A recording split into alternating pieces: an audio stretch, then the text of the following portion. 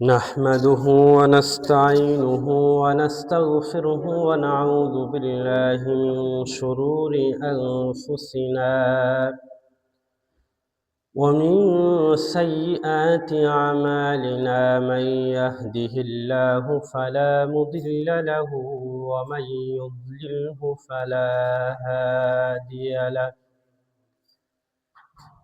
ونشهد أن لا إله إلا الله وأن محمدًا عبده ورسوله الذي أرسله بالحق بشيرًا ونذيرًا وداعيًا إلى الله بإذنه وسراجًا وقمرًا منيرا. أما بعد، فقد قال الله تعالى في كلامه المجيد والفرقانه الحميد: أعوذ بالله من الشيطان الرجيم. بسم الله الرحمن الرحيم. فقلت استغفروا ربكم إنه كان غفارا يرسل السماء عليكم مدرارا إن الله وملائكته يصلون على النبي يا أيها الذين آمنوا صلوا عليه وسلموا تسليما. اللهم صل على سيدنا ونبينا وشفيعنا وحبيبنا ومولانا محمد صلى الله عليه وعلى آله وأصحابه وبارك وسلم। আলহামদুলিল্লাহ, মহান আল্লাহ সুবহানাহু ওয়া তাআলার দরবারে লাখো কোটি শুকরিয়া, যেই মহান আল্লাহ তাআলা আমাদেরকে অনেক বেশি ভালোবেসেছেন। আল্লাহ তাআলা আমাদের উপর অনেক রহমত দান করেছেন। সর্বোপরি আমাদের মহান জীবনকে এখনো পর্যন্ত পৃথিবীর জমিনে রেখে তার কুদরতি পায়ে সিজদায় অবনত হওয়ার মতন সুমহান সুযোগ আল্লাহ তাআলা আমাদেরকে দিয়েছেন। এজন্য আমরা সেই মহান মুনিবের দরবারে শুকরিয়া আদায় করি, আলহামদুলিল্লাহ। সাথে সাথে দুরূদ পাঠ করি মানবতার মুক্তির দূত, উম্মাতের জন্য উত্তম আদর্শ, নবীদের শ্রেষ্ঠ আখেরি নবী নবী মুহাম্মদুর রাসূলুল্লাহ সাল্লাল্লাহু আলাইহি ওয়াসাল্লামের প্রতি। সম্মানিত উপস্থিতি, আল্লাহ তাআলার বড় দয়া, বড় কুদরত। তিনি তার কুদরতকে এককভাবে প্রদর্শন করেন নাই। যদি দেখি তাহলে বৈচিত্র্যময় বিশাল এই পৃথিবীর প্রত্যেকটা স্থানে তিনি তার কুদরতকে যেভাবে ছড়িয়ে ছিটিয়ে রেখেছেন, যেভাবে তিনি বিশাল পৃথিবীকে নিয়ন্ত্রণ করতেছেন, কোনো ধরনের ক্লান্তি নাই, কোনো ধরনের কোনো ব্যতয় নাই। চিরস্রষ্টার তার যে নিজাম, সেটা প্রতিনিয়ত প্রত্যেকটা মুহূর্তে মানুষ যথা সময় যথাযথভাবে পেয়ে যাচ্ছে। একটু যদি চিন্তা করি মহান রব কত শক্তিশালী, কত নিখুঁত, পৃথিবীর বিশালতা যে কত, আজও পর্যন্ত পৃথিবীর মস্তিষ্কে এখনো ধরা পড়ি নাই। মানুষ ভাবতে পারি নাই, মানুষ যখন ভাবে নিত্য নতুন নানা বিষয় তারা পেয়ে যায়। অথচ সেই স্রষ্টা মানুষের হিসাবের বাহিরে, মানুষের শক্তির বাহিরে, এমনকি মানুষের চিন্তার বাহিরে যেও সেখানে তার আধিপত্য, তার স্রষ্টত্ব সেখানে তিনি প্রদর্শন করে যাচ্ছেন। এই হচ্ছে আপনার আমার স্রষ্টা। আর সেই স্রষ্টা আপনাকে আমাকে এই বৈচিত্র্যময় জীবন ব্যবস্থার ভিতর সময়, মাস, বছর যেভাবে নানাবিধ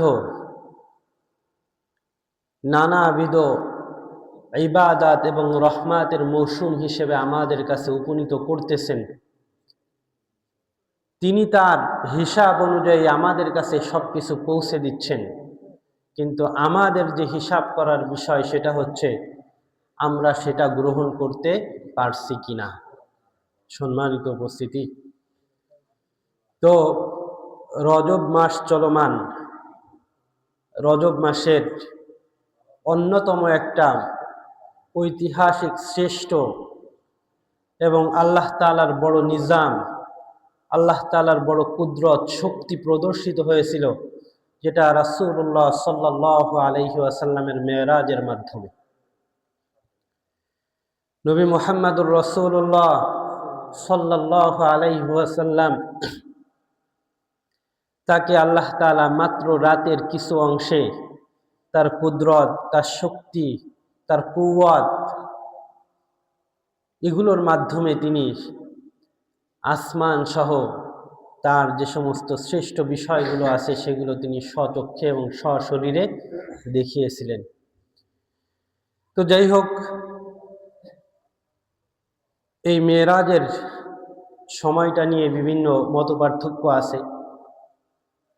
তো মেরাজ নিয়ে মূলত আমি আজকে আলোচনা করতে চাচ্ছি না, যদিও মৌসুমগত বিবেচনায় এবং সময় যদি বিবেচনা করি তাহলে মেরাজেরই আলোচনার বিষয়। কিন্তু মেরাজের আলোচনা কম বেশি আমরা জানি। তো এখান থেকে আমাদের যে শিক্ষার বিষয়, সেই শিক্ষার বিষয় হচ্ছে আমাদেরকে গ্রহণ করতে হবে। তো রাসূলুল্লাহ সাল্লাল্লাহু আলাইহি ওয়াসাল্লামকে মিরাজ সংগঠিত করার যে কারণ আছে, যদি বলি নবী মুহাম্মদুর রাসূলুল্লাহ সাল্লাল্লাহু আলাইহি ওয়াসাল্লামকে কেন মেরাজের মতন এত বড় একটা মহা পরিকল্পনায় আল্লাহ তাআলা কাছে টেনে নিলেন। দেখেন, আল্লাহ তাআলার প্রিয় বান্দা যারা, আল্লাহ তাআলা তাদেরকে পরীক্ষা করেন এবং পরীক্ষা করবেন, এটা হচ্ছে অপরিহার্য। যে আল্লাহ তাআলার দিকে যত বেশি আগাবে আল্লাহ তাআলা তাকে তত মডিফাই করবে, তত পরিষ্কার করবে এবং তত বেশি আল্লাহ তাআলা তাকে পরীক্ষা নিরীক্ষার মাধ্যমে পরিপূর্ণতা প্রদান করে আল্লাহ তাআলার চরম এবং পরম বন্ধুতে তিনি তার কাছে টেনে নেবেন। রাসূলুল্লাহ সাল্লাল্লাহু আলাইহি ওয়াসাল্লামকে যখন আল্লাহ তাআলা নবুয়তি দান করলেন, দান করার পর নবী সাল্লাল্লাহু আলাইহি ওয়াসাল্লামকে আল্লাহর বাণী প্রচার করার জন্য আল্লাহ তাআলা আদেশ দিলেন। আদেশ দেওয়ার পর নবুয়তের সপ্তম বর্ষ, যেখানে ইতিপূর্বে 60টা বছর রাসূলুল্লাহ সাল্লাল্লাহু আলাইহি ওয়াসাল্লাম নানাবিধ অত্যাচারে অতিষ্ঠ হয়ে গেলেন। নানাবিধ অত্যাচার, যে অত্যাচার আমরা কল্পনাও করতে পারি না। হাদিসের বিভিন্ন ভাষায় আপনারা হয়তো শুনেছেন, এই জন্য আমি এটা আর বলবো না। তো আমি কারণটা বলতে চাচ্ছি যে কেন আল্লাহ সুবহানাহু ওয়া তাআলা রাসূলুল্লাহ সাল্লাল্লাহু আলাইহি ওয়াসাল্লামের মেরাজ তিনি ঘটালেন। নবী সাল্লাল্লাহু আলাইহি ওয়াসাল্লামকে সপ্তম বর্ষে, নবুয়াতের সপ্তম বর্ষে মক্কার কাফেররা শিয়াবে আবু তালেব নামক একটা গিরিপথে রাসূলুল্লাহ সাল্লাল্লাহু আলাইহি ওয়াসাল্লামের অনুসারীদেরকে তারা আবদ্ধ করে রাখলেন। তাদের সাথে সমস্ত সামাজিক, অর্থনৈতিক সমস্ত সম্পর্ক ছিন্ন করলেন, এমনকি তাদের সাথে বিবাহ বন্ধনে আবদ্ধ হওয়া পর্যন্ত বন্ধ করে দিলেন।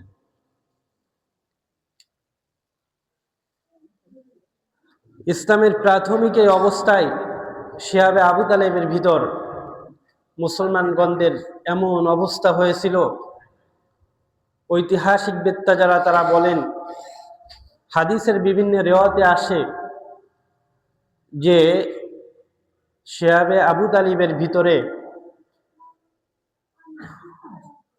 ক্ষুধার যন্ত্রণা এত তীব্র আকার, প্রকট আকার ধারণ করেছিল যে মক্কা শহরের আশপাশ থেকে শিয়াবে আবু তালিবের ছোট শিশুদের কান্নার আওয়াজ পাওয়া যেত।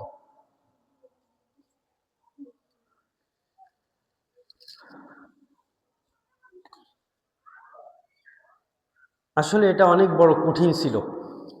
আজকে হয়তো আমরা ইসলামকে পেয়েছি কত সহজভাবে, আজকে সহজভাবে পেয়েছি বিদায় আজকে আমাদের কাছে ইসলামের সেই মর্যাদা, শান, শওকত, নবী সাল্লাল্লাহু আলাইহি ওয়াসাল্লামের মান মর্যাদা আমাদের কাছে নাই। কিন্তু যে ইসলামের তাহজিব তামাদ্দুনের হারানো গৌরব ইতিহাস, উজ্জ্বল দীপ্ত ইতিহাস আমরা শুনতে পাই, সে সময় এই ইতিহাস যারা রচনা করেছিল তাদের ঈমানও এমন ছিল, তাদের পরীক্ষাও এমন ছিল। সম্মানিত উপস্থিতি, এভাবে রাসূলুল্লাহ সাল্লাল্লাহু আলাইহি ওয়াসাল্লামকে তারা অত্যাচার করলেন, মুসলমানদেরকে অত্যাচার করলেন। দশম হিজরিতে নবী মুহাম্মদুর রাসূলুল্লাহ সাল্লাল্লাহু আলাইহি ওয়াসাল্লামের সব থেকে পৃথিবীতে কাছের যে ব্যক্তি ছিল, তার চাচা আবু তালিব, যিনি ইসলাম গ্রহণ করেন নাই, কিন্তু আল্লাহ তাআলা তার মাধ্যমে পৃথিবীতে সব থেকে বেশি আশ্রয় দিয়েছিলেন রাসূলুল্লাহ সাল্লাল্লাহু আলাইহি ওয়াসাল্লাম। তার দাদা মারা যাওয়ার পর রাসূলুল্লাহ সাল্লাল্লাহু আলাইহি ওয়াসাল্লামের দায়িত্ব তার কাঁধে আসে। কিন্তু রাসূলুল্লাহ সাল্লাল্লাহু আলাইহি ওয়াসাল্লামকে তিনি দাদার অনুপস্থিতি বুঝতে দেন নাই। দাদা ছিল কুরাইশ বংশের সর্দার, মান মর্যাদা, শক্তি, প্রভাব, প্রতিপত্তি সর্বোচ্চ ছিল। তো দাদা থাকাকালীন অবস্থায় তাকে যেমন কেউ কোনো কিছু করতে পারে নাই, ঠিক তদ্রূপ আবু তালিব যতদিন বেঁচে ছিল ততদিন কুরাইশরা কখনো তার সামনে এসে মুহাম্মদ সাল্লাল্লাহু আলাইহি ওয়াসাল্লামের বিরুদ্ধে বা তাকে কোনো কিছু করবে এমন কোনো উচ্চবাচ্য কোনোদিন করতে পারে নাই। কিন্তু দশম হিজরি যখন হয়,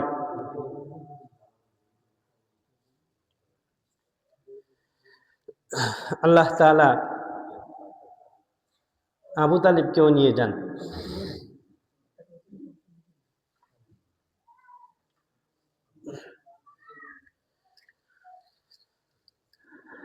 রাসূলুল্লাহ সাল্লাল্লাহু আলাইহি ওয়াসাল্লাম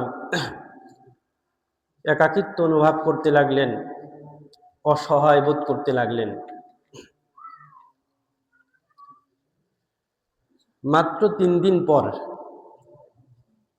আবু তালিব মারা গেলেন।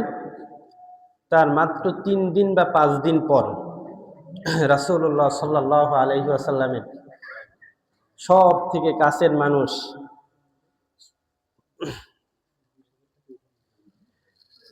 বিবি খাদিজা রাদিয়াল্লাহু তাআলা আনহাও মারা গেলেন।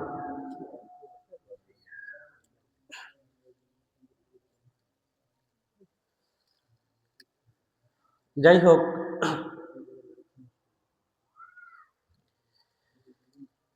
এভাবে রাসূলুল্লাহ সাল্লাল্লাহু আলাইহি ওয়াসাল্লামকে আল্লাহ তাআলা পরীক্ষার পর পরীক্ষা করে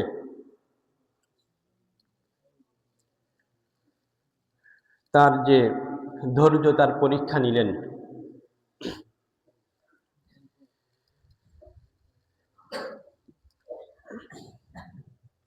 এমত অবস্থায় রাসূলুল্লাহ সাল্লাল্লাহু আলাইহি ওয়াসাল্লাম বিষণ্ণ।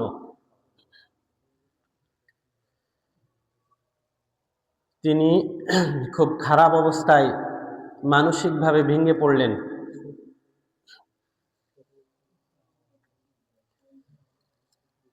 এরপরে তিনি নতুন দাওয়াতের ক্ষেত্র খুঁজতে থাকলেন। মক্কার মানুষ তাকে গ্রহণ করল না। বড় ব্যথা, অন্তরে কষ্ট নিয়ে নতুন দাওয়াতের ক্ষেত্র তিনি খুঁজে তায়েফে গেলেন।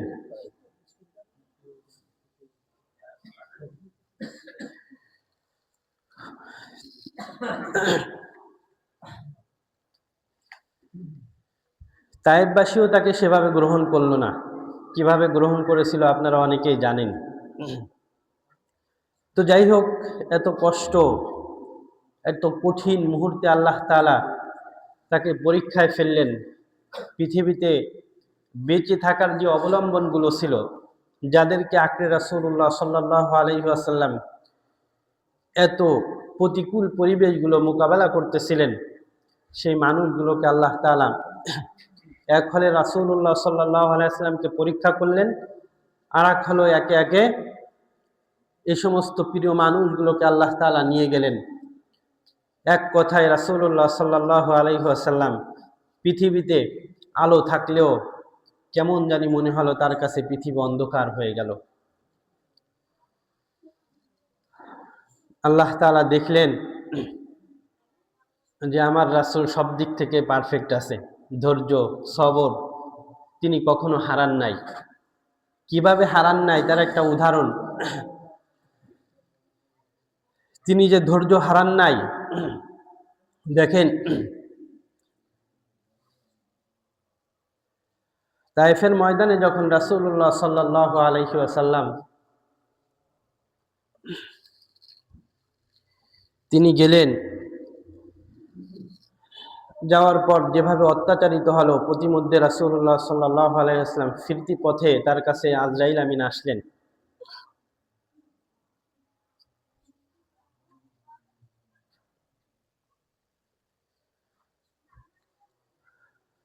সাথে নিয়ে আসলেন পাহাড়কে সংরক্ষণকারী, পাহাড় নিয়ন্ত্রণকারী ফেরেশতা।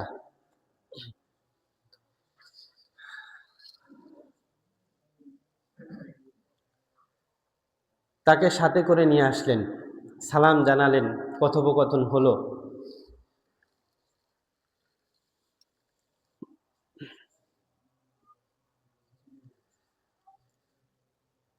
হওয়ার পরে রাসূলুল্লাহ সাল্লাল্লাহু আলাইহি ওয়াসাল্লামকে তিনি জানালেন যে আমার সাথে যে ফেরেশতা আছে ইনি হচ্ছে পাহাড় নিয়ন্ত্রণকারী ফেরেশতা।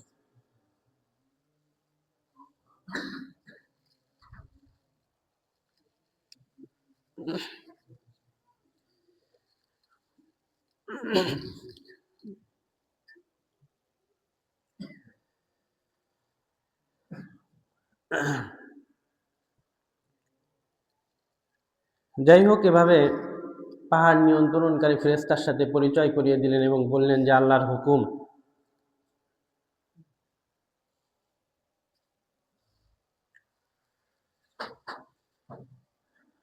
আপনি যদি চান তাহলে এই পাহাড়কে তায়েফবাসীর উপর উঠিয়ে দেওয়া হবে ইত্যাদি।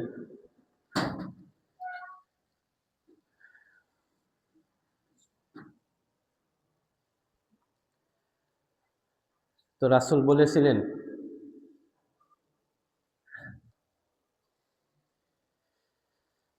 যাই হোক কি বলেছিলেন আপনারা অনেকেই জানেন। তো সেখানে রাসূল সাল্লাল্লাহু আলাইহি ওয়াসাল্লাম যে ধৈর্য এবং মহা দয়ার পরিচয় দেখিয়েছিলেন, মহানুভবতার পরিচয় দিয়েছিলেন, পৃথিবীর শ্রেষ্ঠ মানুষ যে তিনি, তার যে পরিচয় তিনি দিয়েছিলেন, তার মাধ্যমে পৃথিবীতে তার ধৈর্য এবং মহানুভবতার চরম পরম আকাশ সমপরিমাণ এক দৃষ্টান্ত আমরা পাই। এত প্রতিকূল পরিস্থিতি, এত কঠিন পরিস্থিতি, বিষণ্ণ অন্তর, তার ভিতরে রাসূলুল্লাহ সাল্লাল্লাহু আলাইহি ওয়াসাল্লাম ধৈর্য হারান নাই, বরং তায়েফবাসীর জন্য উল্টো দোয়া করলেন। এই জন্যই হচ্ছে তিনি শ্রেষ্ঠ মানব, মহামানব, শ্রেষ্ঠ নবী। এটাই হচ্ছে তার পরিচয়। সম্মানিত উপস্থিতি, এমন অবস্থায় আল্লাহ সুবহানাহু ওয়া তাআলা দেখলেন যে আমার রাসূল, আমার বন্ধু, তিনি সব কিছুতে উত্তীর্ণ হলেন, বিষণ্ণ অন্তর, তাকে এখন রিফ্রেশমেন্ট দেওয়ার দরকার, তার এখন আনন্দ দেওয়া দরকার। এই আনন্দ পৃথিবীর কোনো জমিনে হতে পারে না, পৃথিবীর কোনো মানুষের সংস্পর্শ হতে পারে না। এই অবকাশ, এই প্রশান্তি পৃথিবীর কোনো বস্তুর দ্বারা হতে পারে না। আল্লাহ সুবহানাহু ওয়া তাআলা তার এই বিষণ্ণ অন্তরকে সান্ত্বনা দেওয়ার জন্য, প্রশান্তি তৈরি করার জন্য আল্লাহ সুবহানাহু ওয়া তাআলা তার মহা পরিকল্পনায় পৃথিবীর কোনো জমিনে নয়, বরং আসমানে রাসূলুল্লাহ সাল্লাল্লাহু আলাইহি ওয়াসাল্লামকে নিয়ে গেলেন। সুবহানাল্লাহি ওয়া বিহামদিহি। এটাই ছিল হচ্ছে রাসূলুল্লাহ সাল্লাল্লাহু আলাইহি ওয়াসাল্লামের মেরাজের কারণ।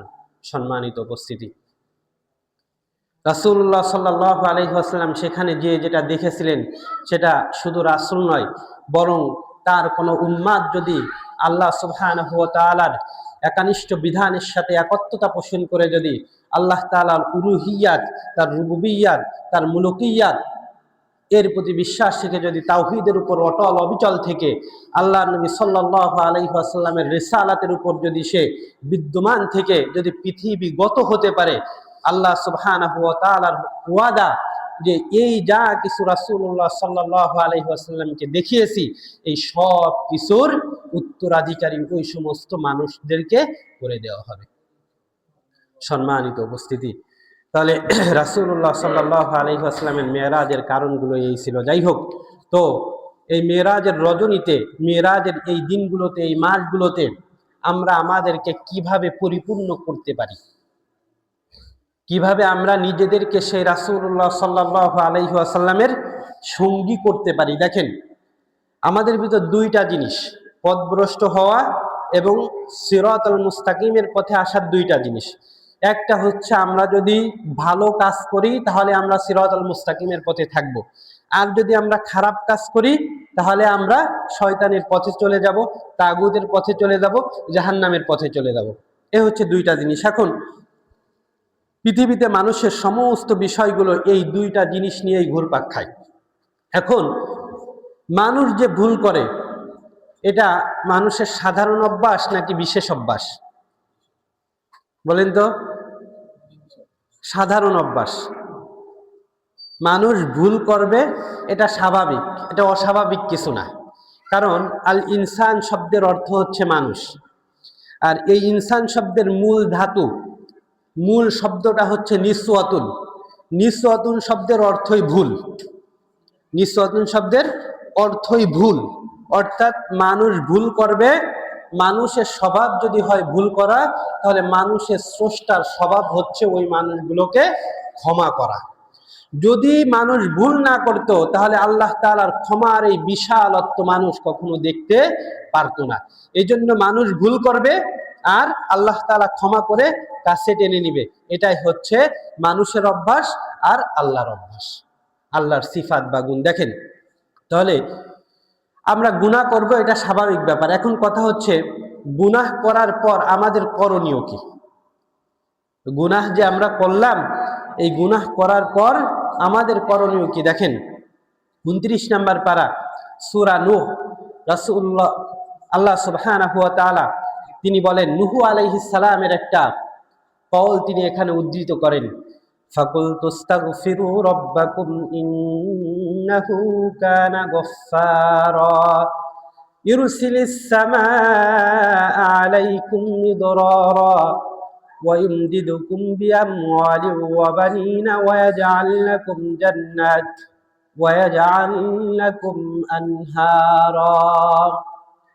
আল্লাহ সুবহানাহু ওয়া তাআলা তিনি বলেন, ফাকুল তাস্তাগফিরু রাব্বাকুম, তিনি বললেন যে তার কওমকে তিনি বললেন যে ইস্তাগফিরু রাব্বাকুম, তোমরা যদি অন্যায় করে থাকো, তোমরা যদি পদস্খলিত হয়ে থাকো, তোমরা যদি খারাপের ভিতর চলে যাও, যদি আল্লাহর অবাধ্যতায় লিপ্ত হয়ে যাও, তাহলে তোমাদের জন্য রাস্তা আছে।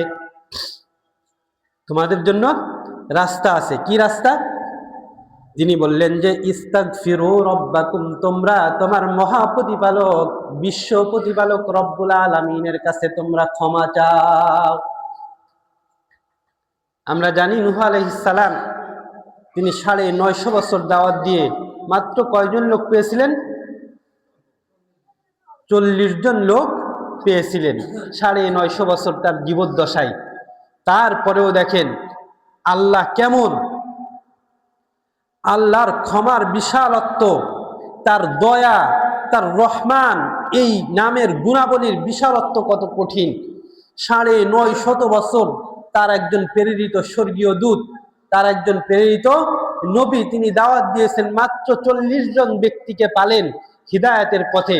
তারপরেও আল্লাহ তাআলা জানিয়ে দিচ্ছেন নূহ আলাইহিস সালামের মাধ্যমে যে ওহে নূহ, তুমি বলে দাও ফাকুল তাস্তাগফিরু রাব্বাকুম, এরপরেও ক্ষমার রাস্তা আছে যদি তারা আমার কাছে ক্ষমা চায়। আল্লাহর দয়ার বিশালত্ব কত কঠিন, কত বড়, দয়ার ক্ষেত্রে কত উদার তিনি। সুবহানাল্লাহি ওয়া বিহামদিহি। সম্মানিত উপস্থিতি, এবার দেখেন এই আয়াতে আল্লাহ তাআলা তার নিজেকে কি বলেছেন, যদি তোমরা আমার কাছে ক্ষমা চাও তাহলে আমাকে তোমরা কেমন পাবা জানো? আল্লাহ সুবহানাহু ওয়া তাআলা বলেন যে ফাকুল তাস্তাগফিরু রাব্বাকুম, তোমরা আল্লাহর কাছে ইস্তিগফার পাঠ করো, আল্লাহর কাছে ক্ষমা চাও, আল্লাহর কাছে প্রত্যাবর্তিত হও, ফিরে আসো। যদি তোমরা গুনাহের পর আল্লাহর দিকে যদি তোমরা ফিরে আসো, যদি তাওবা করো, তাহলে তোমার রবকে কিভাবে পাবে তোমরা কি জানো? সেটা হচ্ছে ইন্নাহু কানা গফফারা, তোমাদের রব পৃথিবী এবং আসমানে এত বড় ক্ষমাশীল, এত বড় দয়াবান, তার সমকক্ষ দয়াবান তোমরা আর কাউকে পাবা না, তোমরা আর কাউকে পাবা না। আল্লাহ তাআলা বললেন যে ইন্নাহু কানা গফফারা, নিশ্চয় তোমাদের রব হচ্ছে ক্ষমাশীল এবং দয়াবান, তার মতন ক্ষমাশীল এবং দয়াবান আসমান এবং জমিনে আর দ্বিতীয় কেউ নাই। সুবহানাল্লাহি ওয়া বিহামদিহি। সম্মানিত উপস্থিতি, যদি আমরা গুনাহ করার পর, আমাদের কর্মকাণ্ড পদস্খলিত হওয়ার পর আমরা যদি আল্লাহর কাছে তাওবা করি, তাহলে প্রথম কাজ যেটা, সেটা হচ্ছে আল্লাহকে আমরা ক্ষমাশীল অবস্থায় পাব। এরপরে দেখেন, এরপরে আল্লাহ সুবহানাহু ওয়া তাআলা বলেন যে ইরসিলিস সামাআ আলাইকুম মিদরারা, ওহে মানুষ সকল, তোমরা যদি গুনাহ করো, গুনাহ করার পর যদি তোমরা আল্লাহর দিকে ফিরে আসো, তাহলে তোমাদের দ্বিতীয় কাজ কি হবে জানো? তোমাদের প্রতি আমার যে রহমত, সেটা হচ্ছে আমি আসমান থেকে তোমাদের উপর বৃষ্টি বর্ষণ করব। কারণ পৃথিবীতে যদি আমরা বেঁচে থাকতে চাই, তাহলে পৃথিবীর কোনো না কোনো উপকরণ নিয়ে বেঁচে থাকতে হয় আল্লাহর রহমত দিয়ে, অর্থাৎ আমাদের ফসল লাগে, আমাদের খাদ্য খাবার লাগে, যা বৃষ্টি ব্যতীত কখনো ফলে না, বৃষ্টি ছাড়া ফলে না। সম্মানিত উপস্থিতি, পানি ব্যতীত জীবনের কোনো অস্তিত্ব কল্পনা করা যায় না। এই জন্য বিজ্ঞানীরা মানে শত শত বছর ধরে, বহু সময় ধরে তারা চন্দ্রে গবেষণা করতেছে যে পানি পাওয়া যায় কিনা। যদি পানির কোনো নমুনা পায়, তাহলে সারা পৃথিবীতে হেডলাইন হয়ে যায় যে বিজ্ঞানীদের আজকের আবিষ্কার, চাঁদের অমুক স্থানে পানির অস্তিত্ব পাওয়া গেছে। মানে এরপরে তারা চিন্তা করে যে চাঁদে যদি পানির অস্তিত্ব পাওয়া যায়, তাহলে ওই জায়গায় আমরা ঘর বাড়ি বানাই থাকতেও পারবো। মানে টেনশন একটু কম, যে পৃথিবীতে জায়গা কমে যাচ্ছে, তো এরপরে ওই জায়গায় বাড়িঘর দুয়ার বানায়। অলরেডি শুনেছি খবরে যে সেখানে নাকি অনেকে জায়গা টাকা কিনা শুরু করেছে, আল্লাহ জানে কি। তো যাই হোক, তাহলে আল্লাহ সুবহানাহু ওয়া তাআলা তিনি বললেন যে ফাকুল তাস্তাগফিরু রাব্বাকুম ইন্নাহু কানা গফফারা ইরসিলিস সামাআ আলাইকুম মিদরারা, যদি তোমরা গুনাহের পর আমি আল্লাহর কাছে তোমরা তাওবা করতে পারো, যদি ফিরে আসো, যদি তাওবাতান নাসুহ করতে পারো, তাহলে আমি তোমাদের উপর আসমান থেকে আমার রহমতের বৃষ্টি বর্ষণ করব। এরপরে আল্লাহ সুবহানাহু ওয়া তাআলা বলেন যে তৃতীয় যে বিষয়টা তোমাদের উপর আমি রহমত হিসেবে নাজিল করব, সেটা হচ্ছে ওয়াইমদিদুকুম বিআমওয়াল ওয়া বানিনা ওয়া ইয়াজআল লাকুম জান্নাতিন ওয়া ইয়াজআল লাকুম আনহারা, আল্লাহ সুবহানাহু ওয়া তাআলা বলেন, যদি তোমরা ইস্তিগফার পাঠ করো, যদি তোমরা যদি ক্ষমা চাইতে পারো, আমি আল্লাহ রাব্বুল আলামিন তৃতীয় যে বিষয়টা করব সেটা হচ্ছে ওয়াইমদিদুকুম বিআমওয়ালিন ওয়া বানিন, ধন এবং সন্তান সন্ততিতে আমি তোমাদেরকে পরিপূর্ণতায় পৌঁছে দিব। সুবহানাল্লাহ। ধন সম্পদ সন্ততিতে আল্লাহ তাআলা আমাদেরকে পরিপূর্ণ করে দেবেন। এরপরে আল্লাহ সুবহানাহু ওয়া তাআলা বলেন যে ওয়াজআল লাকুম জান্নাত, এটা তো ইতিপূর্বে যা বলেছি এটা হচ্ছে দুনিয়ার বিষয়। আখিরাতে তোমাদেরকে কি করব তোমরা কি জানো? গুনাহ করার পর যদি তোমরা আল্লাহর কাছে তাওবা করতে পারো, যদি ক্ষমা চাইতে পারো, আল্লাহ সুবহানাহু ওয়া তাআলা বলেন যে ও আমার বান্দারা, তোমরা গুনাহ করবা এটা আমি জানি, এই জন্যই আমি তোমাদের উপর অতীব ক্ষমাশীল দয়াবান। যদি তোমরা গুনাহ করার পর আমার দিকে রজু হও, আমার দিকে ফিরে আসো, মৃত্যুর পর কিয়ামতের ময়দানে তোমাদের যে পুরস্কার দেওয়া হবে সেটা হচ্ছে ওয়াজআল লাকুম জান্নাত, তোমাদেরকে এমন একটা জান্নাতের ওয়ারিস উত্তরাধিকার মালিক বানিয়ে দেওয়া হবে। ওয়াজআল লাকুম আনহারা, যার তলদেশ থেকে আল্লাহ তাআলা নহর প্রবাহিত করে দেবেন। সুবহানাল্লাহি ওয়া বিহামদিহি। তাহলে তাওবা করার পর যদি কোনো ব্যক্তি ফিরে আসে আল্লাহর দিকে, তাহলে দেখেন আল্লাহর ঘোষণা কত মুলায়েম, কত সাবলীল, কত সৌহার্দ্যপূর্ণ, কত হৃদ্যতাপূর্ণ, ভাবতে পারেন? অথচ আমরা গুনাহ করতে থাকি, গুনাহের পাল্লায় লিপ্ত হই, গুনাহের প্রতিযোগিতায় লিপ্ত হই। কখনো এটা চিন্তা করি না যে আমার রব আমার জন্য কি রেখেছেন আর আমি কি করতেছি। আমরা কখনো চিন্তা করি না। বড় ভাবার বিষয়। কত মুলায়েম সাবলীল কণ্ঠে হৃদ্যতার সাথে আল্লাহ তাআলা আপনাকে এই ঘোষণাগুলো শোনালো। সম্মানিত উপস্থিতি, যাই হোক, এরপরে দেখেন আমরা এই যে রজব মাস, এই রজব মাসগুলোতে কেন আমি এই তাওবার বিষয়টা বলতেছি, সেটা হচ্ছে আমরা গত জুমায় আলোচনা করেছিলাম যে আমাদেরকে সেই প্রস্তুতি নিতে হবে, রমজানের প্রস্তুতি নিতে হবে। আর রমজানের প্রস্তুতিতে পৌঁছাইতে গেলে গুনাহ স্বাভাবিকভাবে হতে পারে, কিন্তু ওই গুনাহ থেকে তাওবা করে প্রত্যাবর্তন করা, ফিরে আসা, আল্লাহর কাছে ক্ষমা চাওয়া, এই ক্ষমা নিয়ে পরিপূর্ণ একজন পরিচ্ছন্ন মুসলিম হিসেবে রমজানে আমাদেরকে প্রত্যাবর্তন করা, সেখানে পৌঁছানো, এটাই হচ্ছে একজন মুমিন মুসলিমের অপরিহার্য চিন্তা এবং চেতনা থাকা দরকার।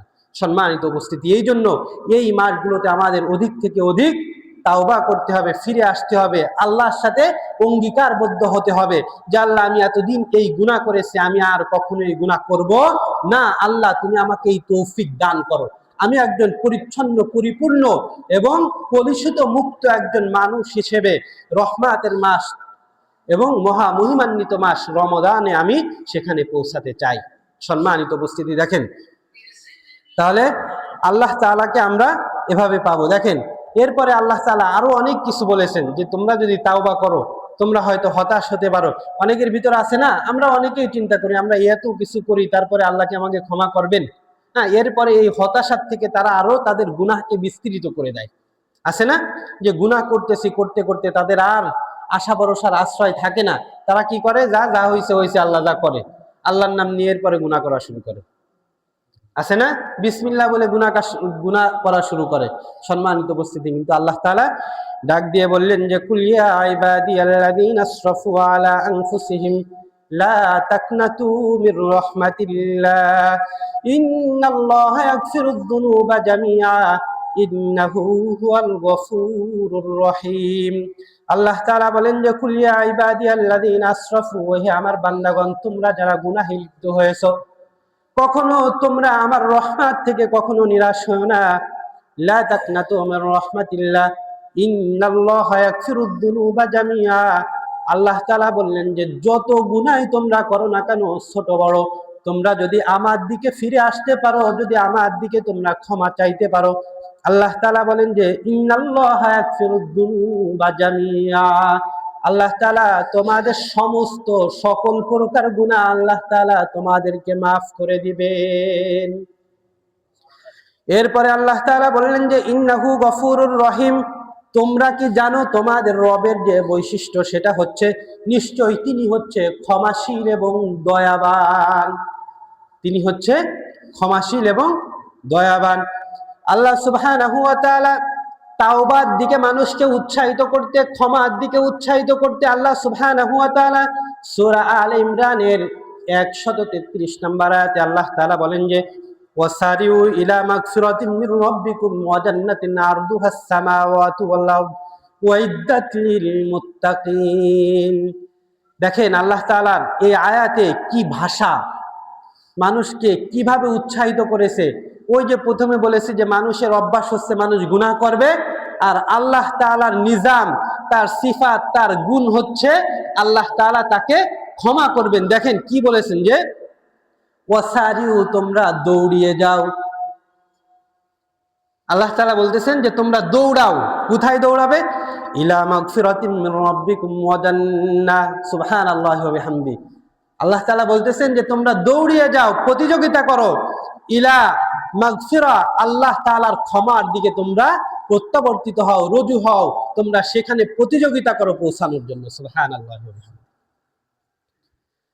ওয়া জান্নাতিন আরদুহাস সামাওয়াতু ওয়াল আরদ, এবং আল্লাহ তাআলা বলেন যে ক্ষমা যদি তোমরা পেয়ে যাও তাহলে ক্ষমার পরে তোমরা দৌড়াও। কোথায় দৌড়াবা? সেটা হচ্ছে ওয়া জান্নাত, জান্নাতের দিকে দৌড়াও। তোমরা কি জানো যে জান্নাতের ব্যাপ্তি কত বড়? আল্লাহ তাআলা বললেন যে সেই জান্নাত, তোমাদেরকে যে জান্নাতের দিকে আমি দৌড়াতে বলি, সেই জান্নাতের ব্যাপ্তি হচ্ছে আরদুহাস সামাওয়াতু ওয়াল আরদ, আসমান এবং জমিনে যা কিছু আছে, যত দূরত্ব আছে, আল্লাহ তাআলা বললেন যে এক একটা জান্নাত এর থেকেও বড়, এর থেকেও বড়। সেই জান্নাতের মালিক তোমাকে করে দেওয়া হবে, দৌড়াও। এই জান্নাতের মালিক তোমাকে করে দেওয়া হবে। তুমি ভুল করেছো, সমস্যা নাই, তুমি তাওবা করো, তাওবা করে তুমি দৌড় দাও, আমার রহমতের দিকে দৌড় দাও। দৌড় দেওয়ার পর তুমি জান্নাতের দিকে দৌড়াও, আমি তোমাকে সেখানের কি ওয়ারিস বানিয়ে দেব, সেখানের মালিক বানিয়ে দেব।